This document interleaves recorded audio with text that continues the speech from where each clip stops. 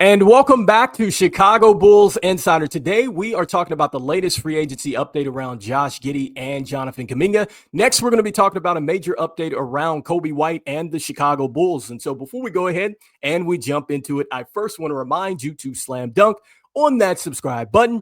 Just like Modest Buzelis, slam dunks in games. And so in exchange for slamming on that subscribe button, I'm going to give you nothing but daily content around the Chicago Bulls. So make sure that you hit that like, you hit that subscribe, and you join the Chicago Bulls Insider family as we talk nothing but Chicago Bulls basketball. And so with that being said, let's go ahead and let's jump into it as we are talking about Josh Giddey, Jonathan Kuminga, Coby White, and the Chicago Bulls here. And so if you have not got a chance to see this, you can head over to YouTube. And this is insider Jake L. Fischer on his Bleacher Report live show. And about the 12-minute mark, this is where he starts to talk about things as they connect to the Chicago Bulls. And so within the show, someone in the chat asked Kuminga to the Bulls maybe, and then that's where he starts off with Jonathan Kuminga. And so he says that the Bulls have made outreach to the Golden State Warriors, said that they did this when Zach LaVine and Alex Caruso were both on the team at the time.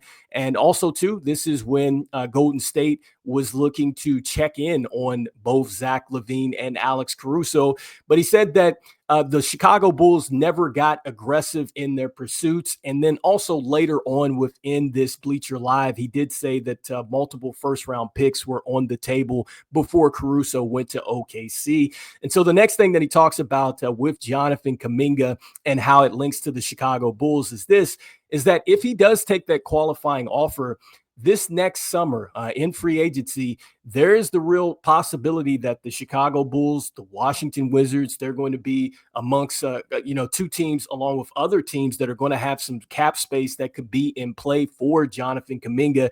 Now, he said that that does depend on what goes on with Josh Giddey here on the Chicago books. And so with that being said, let's go ahead and jump into the update that he gives us about Josh Giddey. And so he does start off by talking about something that he has already reported via the Stein line and his Bleacher Live report before, with Josh Giddey and his camp being at the 30 million, and then also to the Chicago Bulls at 20 million. And so he briefly kind of brushes on that point. And he also talks about the fact that, he could flirt with the qualifying offer, which that is on the table for all these restricted free agents. And so that is definitely something that he could do.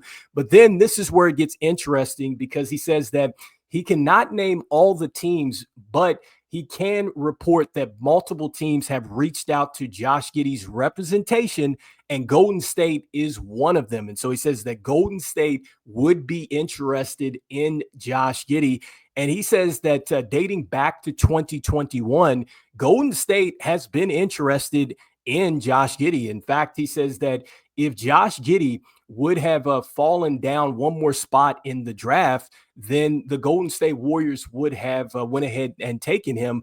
But OKC took him, and then that's where Jonathan Kuminga fell to them in the next pick. And so it looks like that I guess Golden State has had some interest in Josh Giddey for quite some time.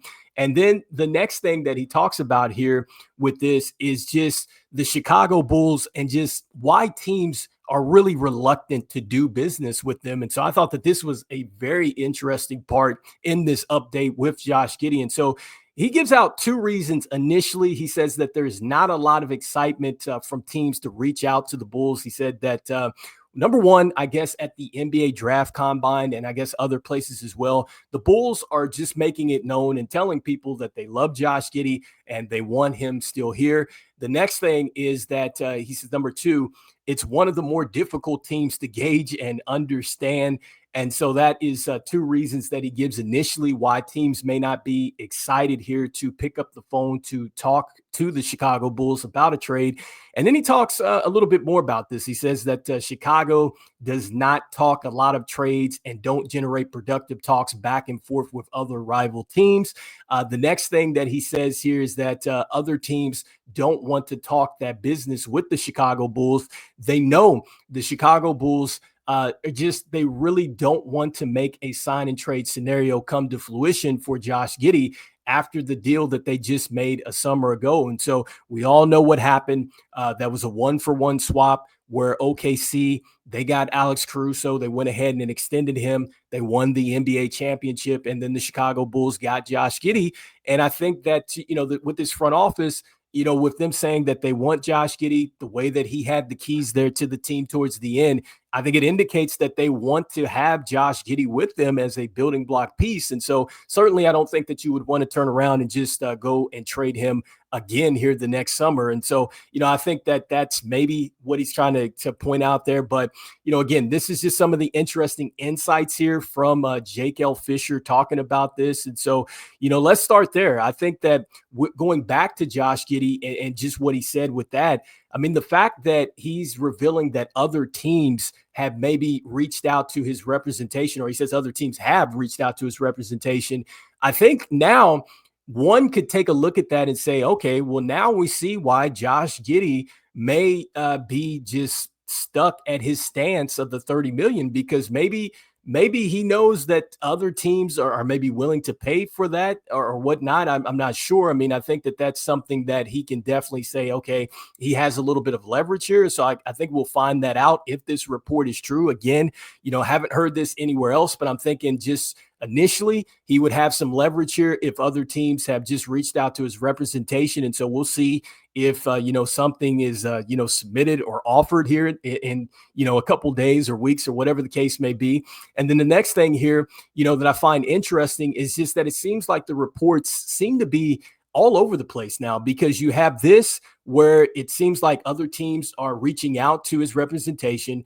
Just a couple days ago in Clutch Points, Brett Siegel was talking about you could expect for a 3-year deal to likely get done. And then, we had also talked about the Keith Smith report on Spot Track there that was saying that both sides, just have really operated with a lack of urgency on both sides. And so, I think that is interesting. And so you have a lack of urgency with the Bulls, Josh Giddey. You have the potential for a 3-year contract on the table. And then you hear this report that other teams might be interested in Josh Giddey's services. And so let's see how this thing plays out. Let's see if somebody does try to, go ahead and execute a sign and trade. But this is the latest update here around Josh Giddey. And so we'll definitely be dropping some news as we get something around that.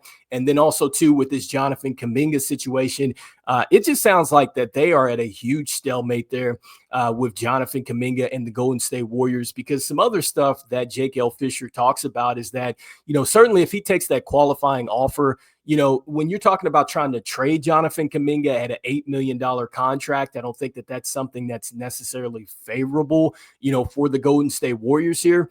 And so this is also something, too, that's pausing them kind of going ahead and filling out their roster. And so that's something that seems to be it seems to be a constant stalemate. Like, out of all the restricted free agencies, like, this seems to be the biggest stare off out of all that. And so lastly, I wanted to go ahead and jump into this last part about Coby White. And so with Coby White, he mentions him briefly here in this one. And so the buzz around Coby White is that he could want higher than $30 million annually. And so we know that he's going to head into free agency after this year. And then also, too, AK has said that, look, he would like to keep Coby White, or at least he said that at the Summer League during the game. And then also, too, he's already expressed he wants to keep Josh Giddey. I think that the front office would want to keep both of these guys and kind of build with, but we'll see what happens.